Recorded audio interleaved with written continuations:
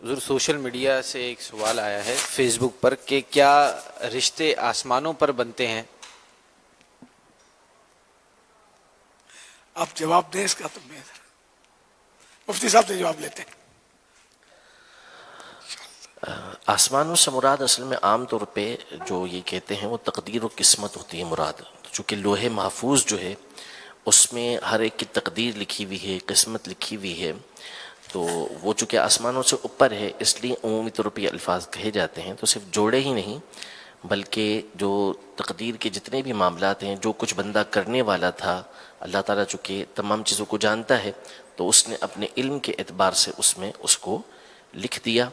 تو یوں جوڑے ہوں یا رزق ہو یا کوئی بھی چیز ہو، وہ تمام کی تمام چیزیں لوح محفوظ پر اور اس کو آسمان پر کہہ دیتے ہیں. تو اس اعتبار سے وہیں طے ہوتا ہے. کوئی بہتر ورڈ ہے اس کی جگہ پر؟ جیسے کہ یہ ابھی سوال ہوا کہ رشتے تو آسمان پر طے پاتے ہیں وغیرہ کر کے، تو کوئی اس سے کوئی بہتر ورڈ ہے جو کہا جا سکتا ہے کہ یار یہ رشتے تو جیسے جو مقدر میں ہے وہی رشتہ ہونا ہے وغیرہ وغیرہ کر کے؟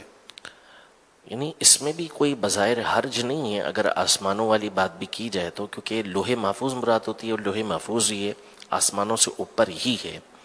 تو یوں بھی درست ہے. اور دوسرا یہ کہنا چاہیں جیسے آپ نے کہا کہ قسمت میں لکھے ہوتے ہیں، مقدر میں لکھے ہوتے ہیں، تو اصل جو اس کے بیک گراؤنڈ کے اندر ہوتا ہے معاملہ اسے دیکھنا ضروری ہے کہ وہ کس بنیاد پہ یہ الفاظ کہے جا رہے ہیں. بعض اوقات پیچھے اچھی سوچ ہوتی ہے، اچھا معاملہ ہوتا ہے، اور بعض اوقات نعوذ باللہ معاملات دوسرے ہوتے ہیں اور اس میں ناکامی ہوتی ہے، تو پھر اس وقت یہ کہہ دیا جاتا ہے کہ یہ تو قسمت میں نہیں لکھا ہوا تھا، جوڑے تو آسمان پر بنتے ہیں. تو اس طرح کی بات کی جاتی ہے.